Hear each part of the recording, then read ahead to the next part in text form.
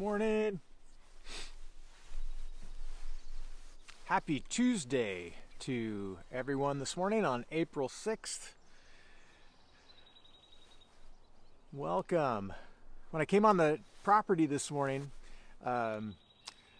there were 9 toms, all strutting, fanned out, only 3 hens. That's going to be a frustrating experience for them today. Dana Krishock, good morning to you. Mike Stromberg and Joe, good morning. Karen Lowe, welcome. Don Hoverson, good to see you this morning. Wendy and Jeremy, good morning. It's a beautiful morning, beautiful spring morning. Jim and Kathy, good to see you this morning. Barbara Del Rio, welcome this morning. Barbara Richardson, Debbie King, hello to you. Good morning. Lori Agassi, good to see you this morning. There's my mom, good morning to you. This morning, I am in Psalm 36. And good morning, Carmen. Good morning, Deanne. Psalm 36. There are 2 words that are common to our human experience that are part of the essential human experience, and that is hunger and thirst. Hunger and thirst. These are such driving forces in our life because without them we cannot survive. And so because of that, we often in literature use these 2 terms to describe that inner desire in us, that desire to be satisfied, the hunger and thirst of our inner being, our inner heart. And such is, that's a very powerful drive as well. And such is the power of that drive we seek out. Oftentimes kind of defines our entire life, seeking that that thing, that experience, that relationship that will ultimately satisfy that inner hunger, that inner thirst that just keeps driving us forward. And for some, that drives us to excel, and we achieve great things. For some, that inner hunger and thirst drives us to satisfy it in unhealthy ways. And we satisfy it in addictions or compulsive behaviors that sometimes drive us to our ruin. Such is the power of this inner hunger and thirst that I believe God has wired in us. That's why it's so prevalent in literature. That's why it's so prevalent in life as we talk about this inner hunger, this inner drive. We try to satisfy it with relationships. We try to satisfy it with achievement, with adrenaline rush, activities, hobbies, careers. You fill in the blank. And these are the things that that inner hunger and thirsting drives us to excel and accomplish and so on. And the reason that we do that is because this inner hunger and drive is temporarily satisfied when we level up to the next experience or that particular relationship or a career advancement, or we learn something new, or we have a new experience, we go on vacation, we reach some sort of goal. All of these things temporarily kind of slake that thirst in us, and it feels good, and we love to be satisfied. And I think God has put this in, and we can be very good, very productive because of it. God has wired it into us.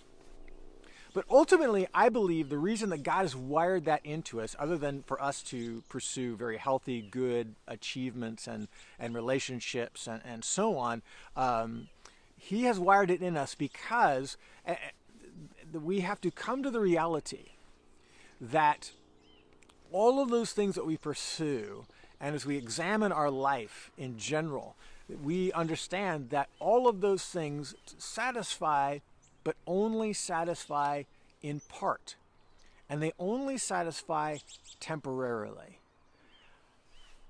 And this is where God kind of comes in and gives us the thing we've been waiting for and longing for and looking for and in our entire lives, and that is the fact that he himself is the only being in existence that can, once we place our faith in him, truly and perpetually satisfy our inner deep hunger and longing. So that is the point of today's psalm, at least the two verses that I'm going to read to you. This is Psalm 36.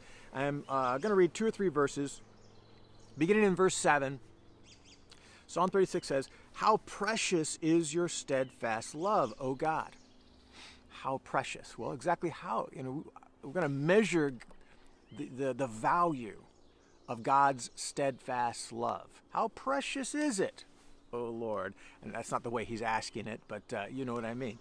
How precious is your steadfast love, O God. The children of mankind take refuge in the shadow of your wings. And here are the 2 verses I really want to hone in. Verse 8, they feast on the abundance of your house, and you give them drink from the river of your delights. For with you is the fountain of life.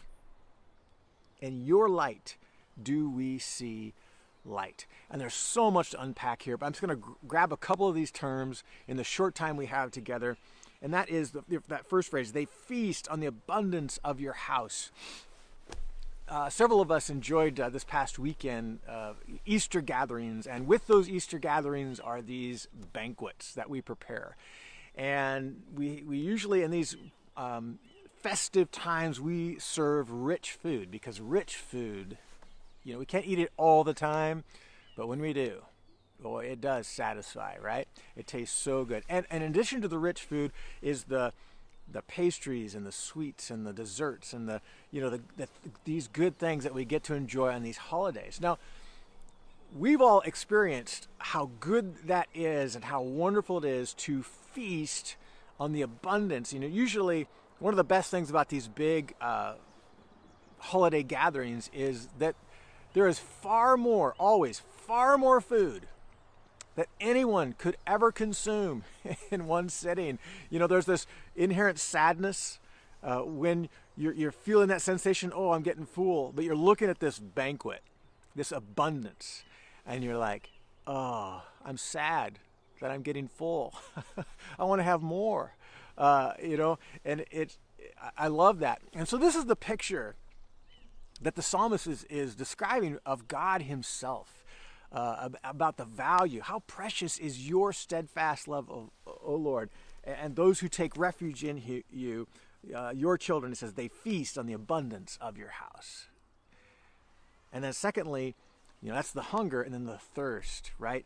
And then you give them drink from the river of your delights. Abundance, the river of God's delights, feasting, drinking. And obviously God, the psalmist is speaking figuratively here of that inner hunger, that inner thirst that can only truly be quenched by the abundance of God. And the river, this river that is this ever-flowing state. It's not a stagnant pond, it's a flowing, life-giving river that just keeps, I picture in my mind this deep, wide, just massive, just the cubic feet of water that's pouring down, this area, and how maybe it's just crystal clear and you can see the bottom of the river and this just beautiful setting. That's what I picture in my mind. And God says, yeah, take a drink. Take as many drinks as you want. You're never going to run out of water. It's going to keep flowing. The feast on me. There's an abundance. You will be satisfied long before there's any end of what I give you, and the abundance that exists in my house. And so I love these images. And This is why we talk about with some regularity the importance of the contemplative life. That may be a new term to some. It's the idea that we can feast and drink deeply from God through spiritual disciplines, prayer, fasting, reading and memorizing scripture, all varieties of prayers that are available to us.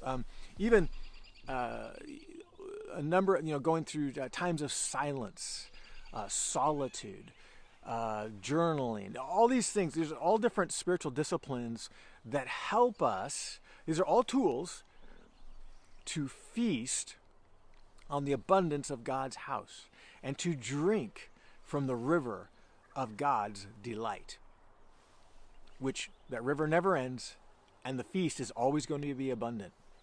And so every time we open up the Word of God, every time we take time and pray, all the varieties of prayers that are so rich and full, every time that we discipline ourselves to go without, fasting is a great example of that, and it creates this physical hunger in us.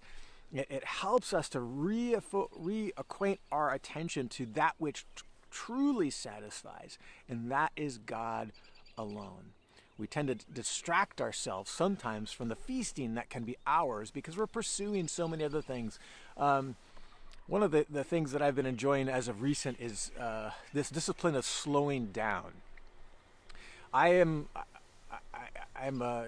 like to be a very productive person, and so I'd like to be an efficient person. If I can get a bunch of things done in the shortest, most efficient way, then it's a win. I feel good, yeah. And so because that's my nature, I need to force myself to slow down. And one of the ways I've done that in last couple of weeks is I've been walking to and from work, the office. And so if you ever come by the office, you think, oh, nobody's here. My pickup's not parked out in the parking lot. Well, you might want to come through the door anyway, because I could be there because I've been walking the 2 miles from my house to the office. And what it does is it forces me to slow down. It's not very efficient. I can easily jump in my vehicle, get to the office. It's much faster. I get into the office and get to work. But taking a walk, it takes me about 35, 40 minutes to walk that 2 miles. And during that time, I have no choice. It's going to take 35 to 40 minutes. So what do I do with that time? I reflect, I pray, I listen to an audible book. It's so wonderful. I love it. Slowing down and doing things like that is feasting on the abundance of God. And the idea here is there is no end to God. His eternal nature, he is like his steadfast love is like a banquet. It's like the river of his delights. He says, yeah, eat, come eat, drink all you want. There's no end of it. It'll always be there. And as many times as we dip into that river, as many times as we fill a plate with the abundance that is in God's house, and feast and drink upon his steadfast love, that inner hunger and thirst is truly satisfied. And this is the same terms that Jesus picks up and says many times as in his ministry. If you believe in me, if you trust in me, you will never hunger, you will never thirst. I am the bread of life, Jesus would say, and it is absolutely true. And today's psalm was such a fun, delightful experience, especially after weekend. Yesterday, you probably picked up on, I was pretty emotionally flat. I was drained. I wasn't depressed or anything, but definitely had zero emotional energy after this long weekend, and so many emotions poured out and so on. It was such a wonderful thing, but I was done. And this morning, just feasting on the abundance of God's house and his steadfast love. I feel energized. I feel great. And so really grateful for that. Let us feast afresh today. Let us take time every day to slow down, open up our day to feast upon and drink from the steadfast love of God. God bless you today, and we'll see you again tomorrow morning.